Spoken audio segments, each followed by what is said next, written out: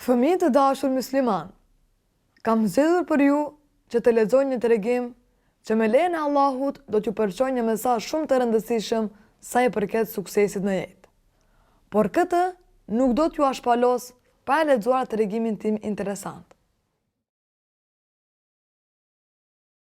Na ishte njëherë një djalosh i mirë që jetonte në një fshat të bukur. Ai quhej Amar dhe shquhej për besnikëri, sinqeritet, bujari e trimëri. Të gjithë banorët e fshatit e donin shumë. Amari për çdo ditë shkonte te hoxha i fshatit për të mësuar Kur'an.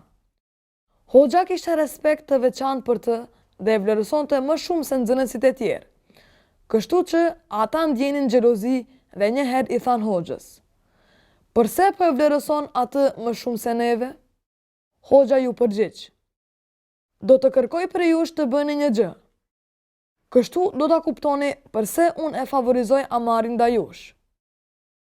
Hoxha secilit prej nxënësve u dha nga një portokall dhe u tha: "Dua që këtë portokall ta hani diku ku nuk ju sheh askush. E të nesërmën do ta shohim se ku e keni ngrënë portokallin." Kështu secili e mori portokallin e vet dhe u nisën për në shtëpi. Të nesërmën hoxha i mblodhi të gjithë nxënësit dhe një nga një i pyeti: "A e hëngrë portokallin?" I pari i tha: "Po, e hëngra në dollap." I dyti i aktheu: "E hëngra në krevat." I treti u përgjigj: "E hëngra mbi tavan." Kështu të gjithë nxënësit i treguan hoxhës se ku e kishin ngrënë portokallin. E kur erdhi radha e Amarit, hoxha e pyeti: "E ti, Amar, ku e hëngre portokallin?"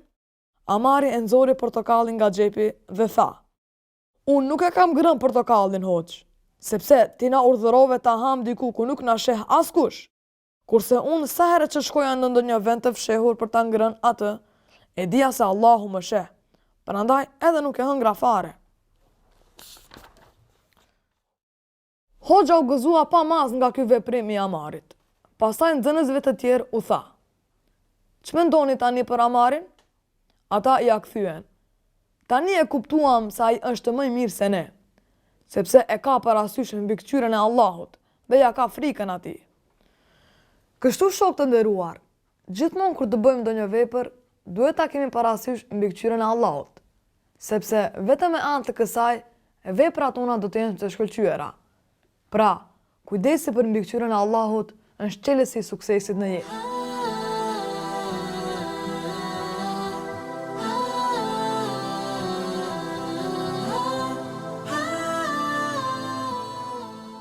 Allahu, Allahu, Allahu, Allah, Allah.